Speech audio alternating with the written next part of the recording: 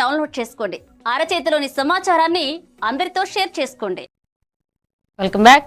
భద్రాద్రి కొత్తగూడెం జిల్లా అశ్వాపురం మండలంలో మార్చి 14 నుంచి ప్రారంభమయ్యే 10వ తరగతి కామన్ పరీక్షలకు 2 కేంద్రాల ఏర్పాటు పూర్తి చేస్తున్నట్లుగా ఎంఈఓ వీరస్వామి తెలిపారు. అశ్వాపురం జిల్లా పరిషత్ హైస్కూల్, మల్లెలమడుగు హైస్కూళ్లలో పరీక్షలు నిర్వహించబడతాయని, మొత్తం 199 మంది విద్యార్థులు పరీక్షలు రాయనున్నారని చెప్పారు. పరీక్షలు సజావుగా జరిగేలాగా 2 డీఓలు, 2 సిఎస్సీలు, 14 మంది ఇన్విజిలేటర్లను నియమించామని తెలిపారు. ఇక మాస్ కాపీయింగ్ నివారించేందుకు పరీక్షా కేంద్రాల వద్ద పోలీసులు సెక్షన్ 144 అమలు చేసినట్లుగా వెల్లడించారు. ఈ సంవత్సరం మార్చి 14 నుండి అంటే రేపటి నుంచి జరిగేటువంటి 10వ తరగతి పరీక్షలకు మండలంలో ఉన్నటువంటి ఎగ్జామ్ సెంటర్లో అన్ని ఏర్పాట్లు చేయడం జరిగింది.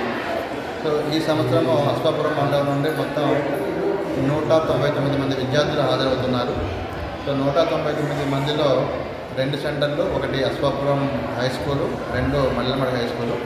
అశ్వాపురం హై స్కూల్లో 89 మంది విద్యార్థులు హాజరవుతున్నారు. అదేవిధంగా మల్లెలమడుగు హై స్కూల్లో 110 మంది విద్యార్థులు హాజరవుతున్నారు. మొత్తం 190 మంది